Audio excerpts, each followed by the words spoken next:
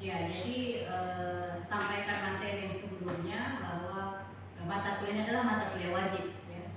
Ya, jadi seperti yang kita lihat bahwa mata kuliah ini berada pada semester 2. Jadi Ananda bisa menyimak baik-baik materi yang saya berikan dan slide-slide yang saya tampilkan. Yang pertama materinya adalah mengenai pengertian hukum adat. Jadi hukum adat ini adalah hukum asli bangsa Indonesia, ya. Jadi sebelum Belanda masuk ke Indonesia menjajah, hukum yang digunakan oleh orang Indonesia adalah hukum adat, ya. Jadi semua aturan-aturan yang berlaku di masyarakat adat itu dilaksanakan secara lisan, tidak tertulis atau tidak dimodifikasi.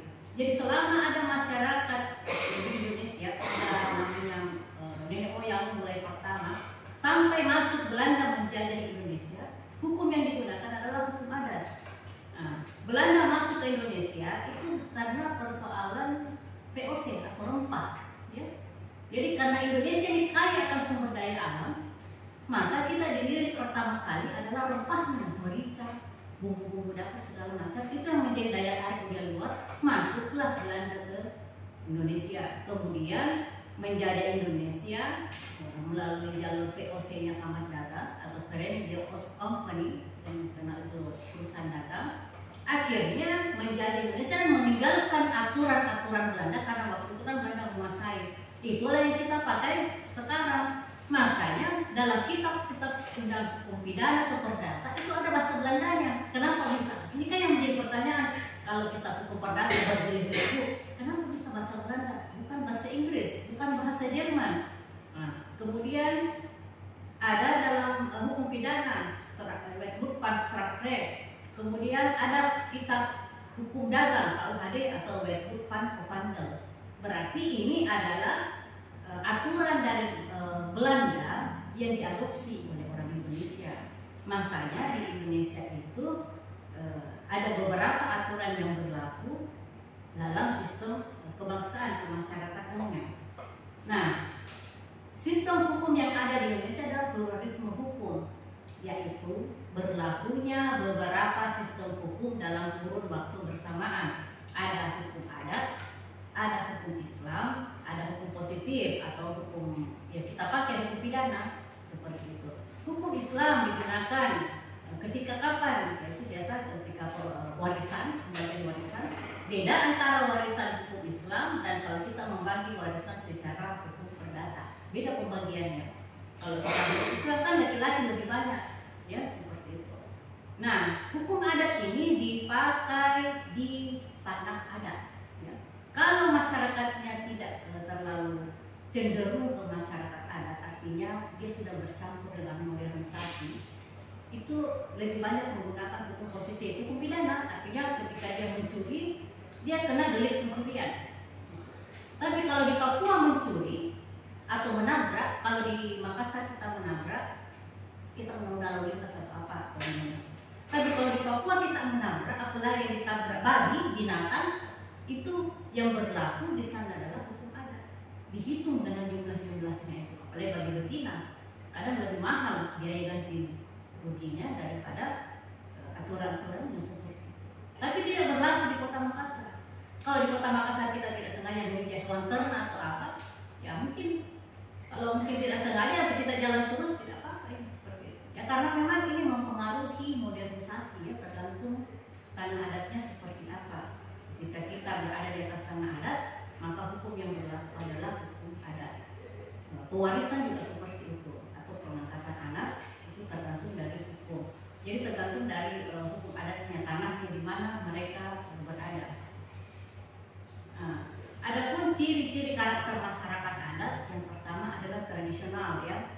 Jadi masyarakat adat itu cenderung ini kita lihat tradisional, artinya masyarakat adat ini bersifat turun-temurun, ya. Jadi aturan-aturan yang digunakan itu bersifat tradisional. Coba kita tanya orang tua, kenapa bisa kita harus melakukan upacara pernikahan dengan rangkaian seperti ini? Tidak harus langsung saja ijab kabul, duduk, mesti ada rangkaian-rangkaiannya. Itu pasti dikatakan itu sudah dikerjakan oleh nenek-nenek dulu, nenek moyang terdahulu. Ini dari leluhur ini sudah dikerjakan seperti itu. Maka kita yang generasi berikut hanya melanjutkan dari aturan-aturan dari leluhur kita. Kemudian ada magis religius. Jadi yang dimaksud dengan magis religius ini adalah masyarakat adat ini cenderung percaya pada hal-hal yang berbau gaib, ya. Jadi kita kadang percaya ada namanya santet, atau orang Makassar dengan solusi doti-doti. Kita percaya ada namanya dukun. Kita percaya namanya ilmu pesugihan, ya. Kalau mau kaya tidak perlu, kalau capek cari uang secara tenaga kita pergi pesugihan, ya. Ada namanya kalau di Makassar itu ya pesugihannya ada beberapa daerah. Kemudian animisme dan dinamisme, percaya pada hal-hal berbau gaib, mitos dan berbagai hal-hal religius lainnya gitu. Kenapa disebut religius? Karena Indonesia itu boleh dikatakan Islamnya Islam setengah budaya. Contoh, kalau dalam agama Islam itu hanya 2 hari raya, hari kebesaran yang bisa dirayakan, Idul Fitri dan Idul Adha bisa dirayakan. Yang lain tidak, seperti Maulid. Maulid itu tidak ada hubungannya kalau kita tarik secara religi. Apa hubungannya antara sesejarah apa segala macam kayak kado minyak segala macam telur dengan kelahiran Nabi Muhammad? Itu sebagai upaya atau bentuk kegembiraan katanya. Berarti ini ada pencampuran antara agama dan budaya. Nah, akhirnya nanti mendapat sebutan bahwa di Indonesia itu Islamnya adalah Islam budaya. Seperti kemarin 10 Muharram, ya. Itu kan tahun baru dari 1 Muharram, tahun baru ke-10 itu dari segi agama itu kita berpuasa. Tapi dari segi budaya, masyarakat berbondong-bondong membeli ember atau gayung dengan pikiran bahwa untuk menarik rezeki. Nah, itulah yang disebut magis religius. Ada juga yang disebut santet, ya, atau percaya hal-hal yang berbau gaib. Artinya kita percaya ada hal-hal yang magis, ada hal-hal dunia gaib di luar kita sekarang, ya. Biasa ada orang sakit, sakitnya tidak sembuh-sembuh. Nah, orang langsung hubungkan, ini mungkin non medis. Kenapa kita berpikir seperti itu? Tidak seperti dunia barat yang berpikir bahwa ini adalah medis. Dunia barat tidak mengenal namanya non medis. Mereka itu realistis bahwa sakit obatnya seperti ini, oke, sembuh. Kalau kita tidak, apalagi di kampung, kalau ada yang sakit pasti lagi nyaki. Sudah 7 hari sakit, ini nggak mungkin non medis. Kenapa kita berpikir seperti itu? Karena itulah kita ciri masyarakat adat yang sudah percaya bahwa ada hal-hal yang berbau magis atau ada hal gaib di dalam sebuah kehidupan. Makanya disebut magis religius. Nah, kemudian yang ketiga adalah tidak dikodifikasi. Jadi aturan-aturan adat itu tidak dikodifikasi, artinya tidak dibukukan seperti KUH Perdata atau pidana, ya. Jadi tidak ada, kalau kita di tanah adat kemudian kita melakukan pelanggaran, maka yang memberikan sanksi adalah tokoh adat. Ketika kita bertanya pada tokoh adat, mana dasar hukumnya Pak, kita melihat tokoh adat mengatakan ini sudah dilaksanakan secara turun-temurun. Jadi makanya hukum adat itu bersifat lisan. Kalau dikodifikasi bahasa secara terminologi, kodifikasi artinya dibukukan. Jadi aturan-aturan itu ditulis kemudian disimpan dalam kitab. Itulah namanya kitab undang hukum perdata atau KUH pidana. Itu namanya sudah dikodifikasi. Kalau hukum adat tidak ada kodifikasi, tetapi hukum yang bersifat lisan seperti itu. Jadi kalau Anda ke daerah, apalagi daerah-daerah yang seperti daerah yang masih kental adatnya, kalau di Indonesia ada suku Baduy, kemudian di Papua ada sukunya, kemudian di Sulawesi Selatan yang terkenal itu adalah suku Kajang, kalau di Kalimantan adalah suku Dayak. Antara Dayak dengan Kajang ini memang sebuah masyarakat yang memang lebih didominasi oleh hal-hal yang berbau magic, ya. Kalau kita ke Dayak, Kalimantan itu hati-hati, kita harus sopan, kita harus artinya tidak boleh melakukan hal-hal pelanggaran, karena ketika kita melakukan pelanggaran maka ada hal-hal tertimpa kepada diri kita. Itulah yang disebut magis religius, tidak dikodifikasi dan aturan-aturan dalamnya bersifat lisan. Kemudian berikutnya hukum adat itu visual, artinya nyata, nampak. Seperti contoh, ya, meskipun dia magis religius, tetapi hukum adat ini ketika melakukan sesuatu itu bisa langsung terbuka. Contoh, DP atau uang muka, down payment. Dan payment atau uang muka itu adalah berasal dari adat. Jadi sebelum kita beli, ada namanya panjar. Ini berasal dari kulturnya masyarakat adat. Kita panjar dulu, tanda jadi, kemudian nanti berikut baru ada diserahkan. Itu yang disebut visual. Hal-hal yang mau dihukum atau dikenakan sanksi itu diperlihatkan kepada publik supaya ini artinya nyata orang melihat. Karena hukum adat itu yang berat adalah sanksi sosialnya. Contoh, anak muda duduk berdua di tempat yang gelap, atau seseorang melakukan asusila norma atau perzinahan. Sanksi sosialnya apa? Diarak keliling kampung, kemudian diperlihatkan di depan umum bahwa ini telah melakukan tindakan asusila. Lawannya asusila kan susila. Artinya dia melakukan sebuah pelanggaran norma. Itu sanksi sosial yang berat. Sanksi sosial berikutnya apa? Yang berhubungan langsung dengan isu-isu terkini. Contoh, korupsi, koruptor. Koruptor itu pelakunya sudah dihukum, tetapi sanksi sosialnya apa? Di keluarganya dan anak-anak. Setiap dia lewati bapaknya itu koruptor. Itu contoh studi kasus ya, kasus korupsi. Ya, ada contoh studi kasusnya yaitu sanksi sosial terhadap kasus korupsi ya. Korupsi itu yang melakukan tindakan korupsi seumpama adalah bapaknya ya, seorang koruptor melakukan korupsi sebanyak sekian triliun ya. Kemudian ketika bapak ini sudah dihukum, maka yang mendapatkan sanksi sosial berikutnya adalah keluarga ya. Jadi keluarga ini mendapatkan sanksi sosial dari masyarakat. Otomatis pendapat masyarakat bahwa ini adalah keluarga koruptor, ini adalah anak seorang koruptor, bapaknya koruptor. Oh iya, memang dia kaya raya, dia hidupnya hedonis dari hasil korupsi. Sanksi sosial ini yang tidak bisa hilang dari manapun, baik kita di kampus ya. Mahasiswa juga seperti itu. Kita akan menyandang predikat buruk sesuai dengan apa yang kita kerjakan. Jadi sanksi sosial itu kadang lebih berat, efek jerahnya lebih besar daripada sanksi penjara. Kenapa bisa korupsi berulang-berulang? Karena belum memberikan efek jerah. Beda dengan hukum adat. Hukum adat itu efek jerahnya tinggi. Ya. Ketika ada terjadi kasus berikutnya adalah kasus yang paling parah adalah kasus incest atau hubungan saudara. Masyarakat adat percaya seperti di Bulukumba bahwa ketika terjadi kasus incest, hubungan saudara bapak dan anak, maka bapak ini dihalalkan, tanda kutip dihalalkan darahnya. Artinya dia dihukum, dieksekusi mati. Kemudian mayat ini tidak boleh dikubur karena masyarakat adat percaya bahwa ketika dia dikubur maka daerah kita akan tertimpa sial, musibah. Jadi mayatnya waktu itu dilarang ke laut, dibuang ke sungai, ya karena dia dianggap sangat kotor. Masyarakat percaya bahwa orang yang dengan kelakuan seperti ini, bumi pun tidak sanggup menerima atas perilakunya yang buruk seperti itu.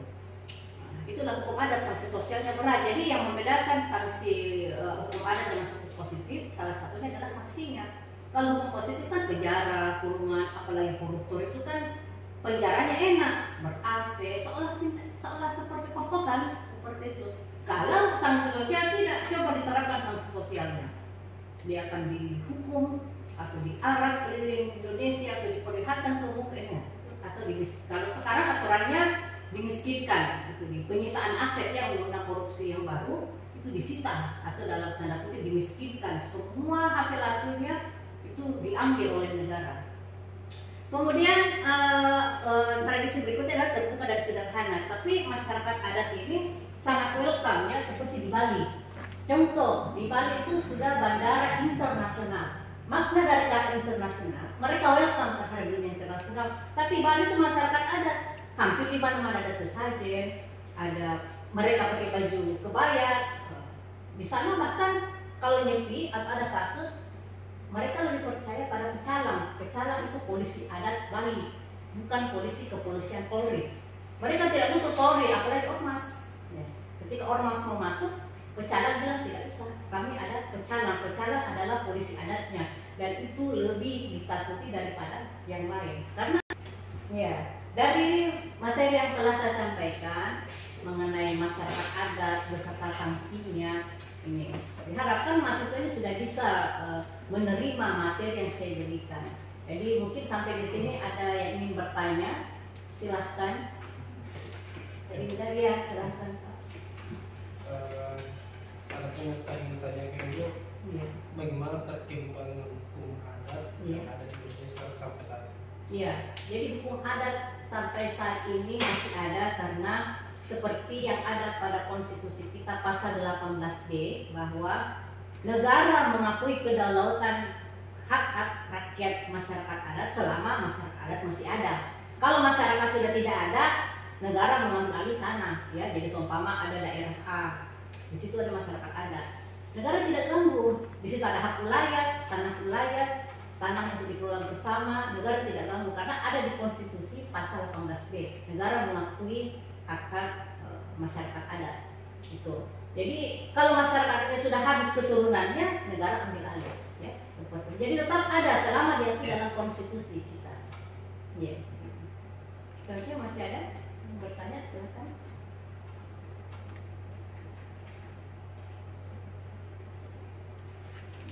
Ya. Yeah. Kalau mengingat tentang hukum adat itu disandingkan dengan hukum modern, yang mana lebih tinggi kedudukannya? Sebenarnya kalau mau dibilang lebih tinggi tergantung juga daerahnya, ya. Karena contoh lagi satu studi kasus yang selalu saya katakan ke mahasiswa biasanya, yang di Papua itu diangkat di layar TV ya, di SCTV itu, yang perang suku ya sudah disampaikan. Jadi kepala suku A dibunuh oleh kepala suku B, mati kan? Nah, mediasinya, penyelesaiannya adalah dan hukum adat itu selalu menyelesaikan perkara dengan ganti rugi, selalu ganti rugi. Mau dimanapun kita berada, hukum adat itu penyelesaiannya adalah ganti rugi. Ya. Nah, pada saat proses ganti rugi, kepala adat yang terbunuh ini dia minta 1 miliar. Nah, yang lawannya oke, setuju. Siapa yang mediasi? Pak Kapolres. Ini kan ada 2 hukum yang berlaku. Pak Kapolres sebagai mediator otomatis dia di bawah KUH atau hukum positif. Nah, kenapa dia menjadi mediasi di atas kasus ini? Nah, hukum adat yang digunakan nego, mediasi, damai, ganti rugi, tidak ada masalah, perang berhenti.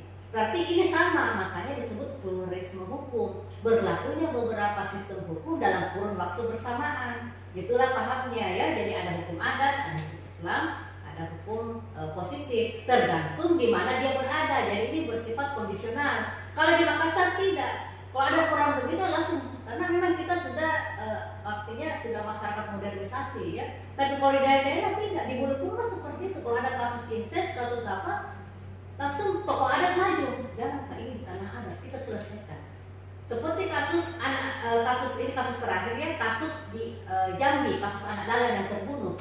Sementara proses sidang, hakim siap membacakan putusan, terdakwa sudah duduk, masuk kepala sukunya. Dia bilang, maaf, ini harus diselesaikan secara adat. Kami ambil ini tersangka agar kita proses secara adat. Sidang ditutup.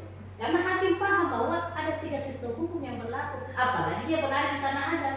Maka dia tidak bisa serta-merta, dia harus menghormati. Meskipun hukum adat ini lisannya, kalau kita bertanya, tunggu Pak, mana sistem hukumnya, mana dasar hukumnya? Tidak. Karena memang itulah, saya katakan tadi, tidak dikodifikasi, tapi sangat dihargai dan dihormati.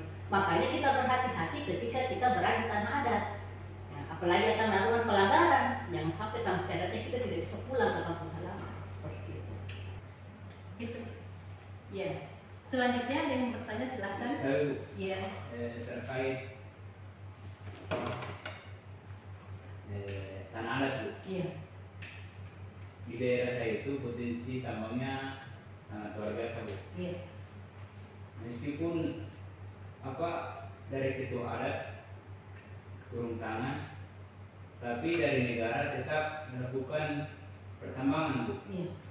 Padahal kan diakui bahwa ada 3 sistem hukum. Iya. Itu ada juga sistem hukum adat juga. Iya. Berarti harus dihormati lah.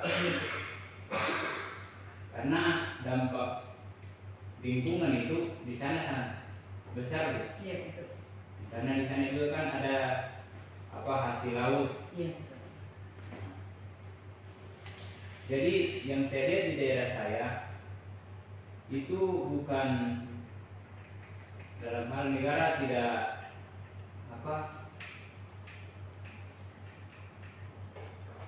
menghargai atau menghormati hukum adat, tapi merampas tanah adatnya. Nah, yang saya mau tanyakan Bu, menurut Ibu apa solusi yang negara harus ambil untuk bisa maksudnya potensinya lah, jangan terlalu berdampak untuk masyarakat. Terima kasih. Terima kasih. Jadi pertanyaan yang bagus. Memang sekarang yang studi kasus ini yang lagi naik itu adalah kasus di tanah Raja Ampat, ya. Itu. Ini bisa sama dengan eksploitasi tambang di Raja Ampat, ya. Itu. Jadi kalau eksploitasi tambang di tanah adat itu sudah ada regulasinya, ya. Jadi ada batas-batasan. Jadi di sini jalan keluarnya itu bisa dimediasi. Karena mungkin negara itu melihat kepada pasal 33, ya. Bumi, air, dan kekayaan alam dikuasai oleh negara, digunakan untuk kemakmuran rakyat. Adapun ketidakseimbangan atau perampasan tanah ini yang harus berperan adalah tokohnya, masyarakat adatnya, tokoh adatnya yang harus berbicara mengatasi ini, berbicara kepada pemerintah, ya, bahwa ini adalah tanah kita. Meskipun di bawahnya mengandung energi, migas atau tambang, ada hak-hak masyarakat adat yang harus dihormati. Nah, ini sekarang yang dimoratoriumkan oleh Menteri Energi Bahlil, Pak Bahlil, ya. Dia moratoriumkan dulu karena diprotes oleh masyarakat adat di Raja Ampat, seperti itu. Jadi harus ada batasan. Jadi nanti dinego di situ di mana batasannya ini tanah adat. Kalau tanah adat tidak boleh digeser ke masyarakat. Boleh. Ya, demikianlah tadi materi yang telah saya sampaikan untuk hari ini tentang hukum adat. Jadi saya harapkan mahasiswa ini setelah menyimak materi yang saya sampaikan mampu memahami bagaimana hak-hak masyarakat adat, bagaimana sejarahnya atau bagaimana sebenarnya hukum adat yang ada di Indonesia, seperti itu. Karena memang tanpa kita pelajari kita tidak akan tahu apa itu hukum adat dan bagaimana pluralisme hukum di Indonesia. Hukum adat ini tetap ada tugas, ya. Jadi setiap materi yang saya berikan selalu ada tugasnya. Jadi silakan dikerjakan tugas seperti sebelumnya. Minggu lalu sudah ada tugas individu, kali ini bisa dilakukan tugas kelompok, ya. Jadi silahkan cari sekitar 3 orang, kemudian Anda silahkan cari materi yang berhubungan dengan perlindungan hak-hak masyarakat adat di Indonesia. Ya, jadi untuk hari ini kuliahnya selesai. Terima kasih atas perhatiannya mahasiswa, semoga bisa bermanfaat. Kuliahnya saya tutup. Insyaallah kita ketemu minggu depan. Dan assalamualaikum warahmatullahi wabarakatuh dan selamat siang. Waalaikumsalam.